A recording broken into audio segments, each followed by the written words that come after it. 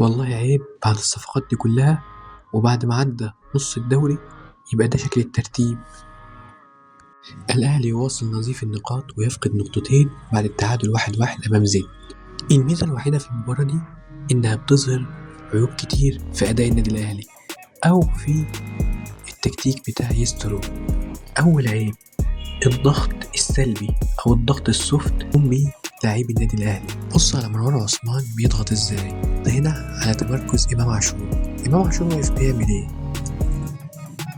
لاعيبة زد بتسلم وتستلم الكورة بمنتهى الأريحية ما بين لاعبي النادي الأهلي. هل هنا إمام عاشور ضغط على المدافع الثاني للفريق زد؟ يبقى هو ضغط على لاعب نص الملعب اللي نازل عشان يستلم الكورة؟ مروان عثمان هل ضغط على الجون أو حتى منعه إنه يسلم الكورة للمدافع؟ هنا إمام عاشور باين إن هو بيضغط مع إن حارس المرمى وهو بيبني الهجمة عنده جميع أوبشنات الباص.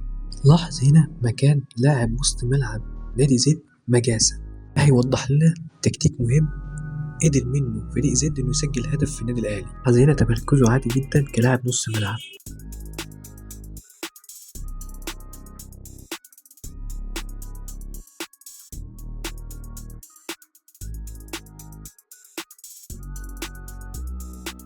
نادي زد كان مذاكر الاهلي كويس وكان بيعتمد على تقدم 2 لعيبه من نص الملعب اللي هم امام عاشور وبن رمضان. يمين مروان عطيه لوحده كان بيعتمد على انه يهجم بكثرة عددية على النادي الأهلي. لعيبة نص الملعب تنضم للاعيب الخط الأمامي.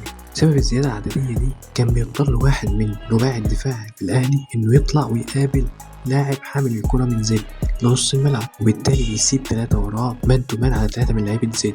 اللي بيحصل إن دايما اللعيب اللي كان ناحية محمد هاني بيضم للقلب ياخد معاه محمد هاني ويفضي المساحة اللي بيجري فيها لاعب نص الملعب مجاسة أو أي لعيب تاني من فريق زد، وبكده جه.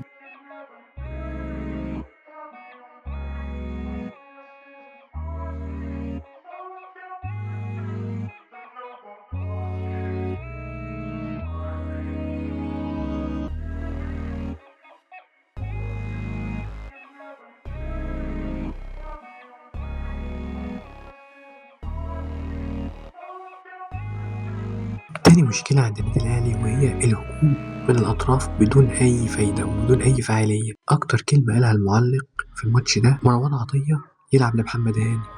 مروان عطية لمحمد هاني بسبب إن أي فريق هيلاعب النادي الأهلي هيقفل على الأطراف. هو عارف إن الأهلي هيلعب من الأطراف وبالتالي هيعمل كثافة عددية ويقفل على الأطراف. لكن الحل جه بالطريقة دي، إن لازم لعيب من نص الملعب يضم على الطرف بحيث يبقى أقل عدد لعيبة الأهلي في الهجوم من الأطراف 3، والباك ينطلق ما يبقاش هو اللي بيستلم الكورة. فلما الباك ينطلق هيعمل خلخلة في دفاع الخصم ويوجد مساحة يستلم فيها الكورة، وده حصل لما مروان عطية اتحرك هنا ولما إمام عاشور هيتحرك في اللعبة دي.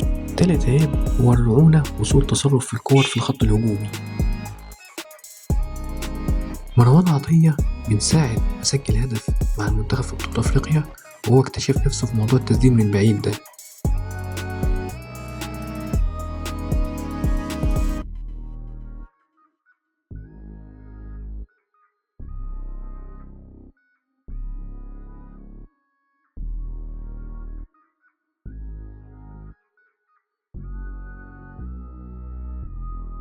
هنا إمام عاشور فاكر نفسه عنترة بن شداد وجرب واحدة من بعيد، بعد كده اختفى.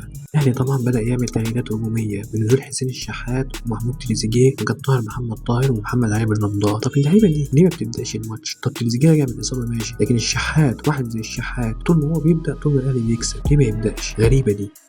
خرج بعد كده بن شرقي ونزل أحمد سيد زيزو بالفعل العرضية ويخلق فرصة محققة للاعب محمود حسن تريزيجيه المنقذ الهداف، ولكن مع ذلك حتى الهدف اللي جبناه كان هدف كفتة. والمباراة دي بتوريك قد ايه الاهلي عنده عقم هجومي رهيب، وكل الصفقات اللي احنا جبناها دي صفقات فيستك. واسمع حلقة عقلية الساحل عشان تفهم احنا عايزين نقول ايه.